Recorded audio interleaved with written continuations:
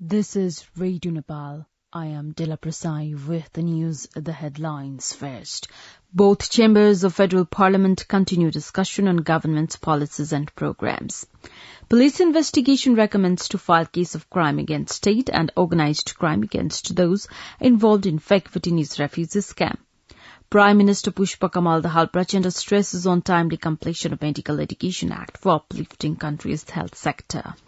And at least 19 children killed in a fire in the central Guyanese mining town of Madia.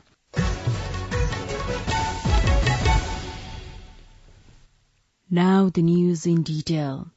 Both the House of the Federal Parliament have continued discussions on the government policies and programs for the upcoming fiscal year. Yesterday, taking part in the deliberation, the lawmakers from the ruling coalition supported the government's policies and programs, while the lawmakers from the opposition bench opposed the policies and programs. On the occasion, the lawmakers suggested the government to prioritize the health, social security, tourism in the upcoming budget. They also said the government should focus on improving the country's economic situation, developing skilled human resources, and addressing issues related to drinking water and environment pollution. Likewise, the members in the National Assembly also aired mixed views over the government policies and programs. The District Police Range, Kathmandu, has submitted its investigation report against those involved in the fake Bhutanese refugee scam to the District Public Prosecutor's Office yesterday. Yesterday was the 57th day since the police launched an investigation into the scam. The law stipulates that those investigated ones should be sued within 60 days of the beginning of the investigation. Spokesperson of Nepal Police and Deputy Inspector General Kuber Kadayat said the report recommended that a case of fraud, organised crime and crime against the state be registered against those found guilty in the scam. Police have so far arrested 16 people, including the former ministers and sitting government secretary, on the charge of their involvement in sending people to the United States, identifying them as the Bhutanese refugees. Police have suggested the Office of the Public Prosecutor register case against additional 16 to 17 accused ones into the scam.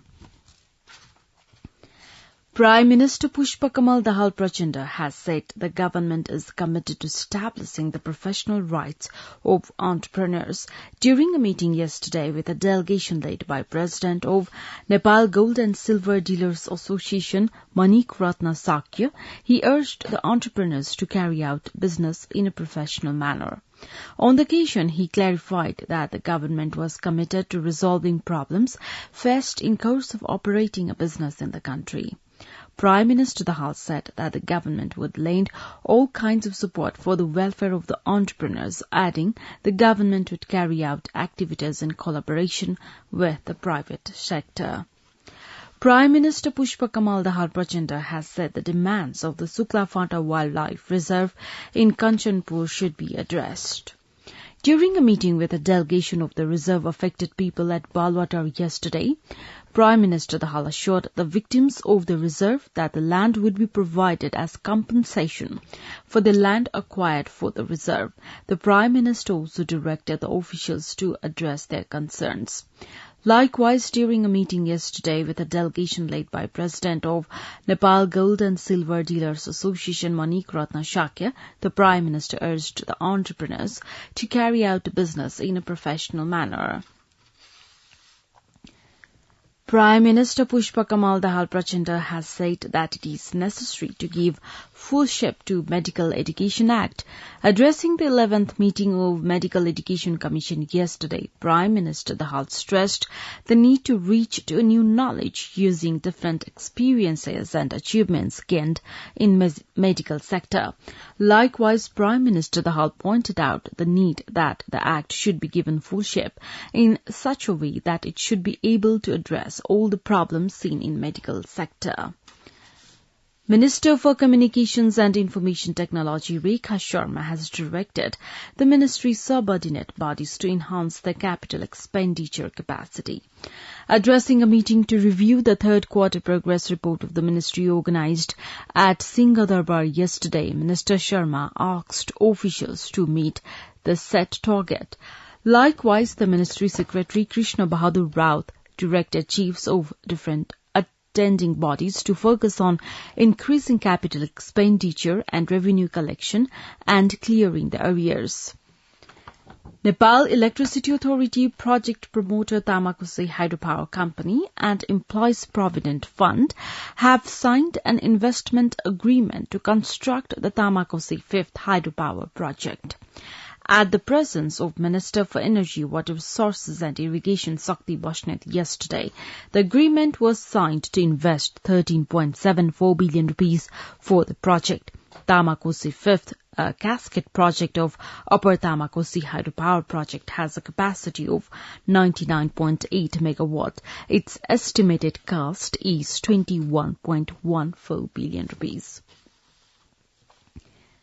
Minister for Health and Population Mohan Bahadur Basnet attended the high-level opening of the 76th World Health Assembly in Geneva of Switzerland on Sunday.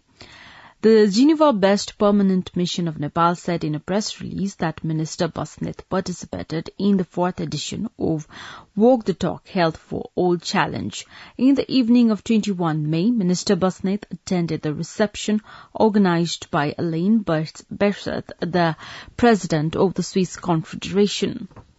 Around 500 people have successfully climbed the highest mountain of the world, Mount Everest or Sagarmatha. The Department of Tourism has confirmed that 500 mountaineers and guides have scaled the Mount Sagarmatha during the spring season. Director General of the Department of Tourism, Home Prasad Luitel, said, although 478 mountaineers obtained expedition permit, around 500 people have climbed Mount Everest, including the Sherpa guides of different expedition teams. Nepal's public debt liability has exceeded 2.15 trillion rupees. According to the Public Debt Management Office, Nepal has been obliged to pay its public debt amounting over to 2.15 trillion rupees, including 1.08 trillion rupees towards internal debt and 1.07 trillion rupees towards external debt as of the 14th of May 2023. You're listening to Radio Nepal 8 AM English News Bulletin. We continue with international updates now. At least 19 children have died in a fire in the central Chinese mining town of Madia. The fire broke out just after midnight on Monday, engulfing a secondary school dormitory and trapping students. Emergency services are struggling to contain the fire because of bad weather conditions, the government says. Initial investigations suggest the blaze may have been started maliciously, police say, although no suspects have yet been identified. Earlier, reports had recorded the death toll as being slightly higher, with at least 20 lives lost.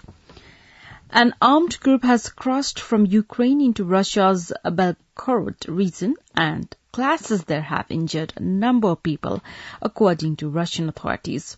The local governor said Russian forces were searching for saboteurs who he said had attacked Gravoronsky district by the border. Vladimir Putin's spokesperson said the Russian president had been informed.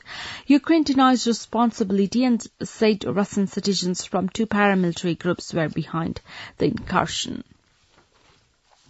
Facebook owner's Meta has been fined £1 billion for mishandling people's data when transferring it between Europe and the United States. Issued by Ireland's Data Protection Commission, it is the largest fine imposed under the EU's General Data Protection Regulation privacy law. General Data Protection Regulation sets out rules companies must follow to transfer user data outside of the EU. Meta says it will appeal against the unjustified and unnecessary ruling. At the crux of this decision is the use of standard contractual clauses to move European Union data to the US. Now the general weather forecast for the country for today. Forecasting division says the weather is likely to be generally cloudy in hilly regions of the country and partly cloudy to mainly fair in the rest of the country. Brief rain or thunder showers are likely to occur at one or two places of the hilly regions of the country and at one or two places of Madhya Province and Lumbini Province. Kathmandu's weather report now, maximum temperature of 29.3 degrees Celsius and minimum temperature of 17.4 degrees Celsius. With this news, we have come to the end of this bulletin, but before we wrap up the headlines once again.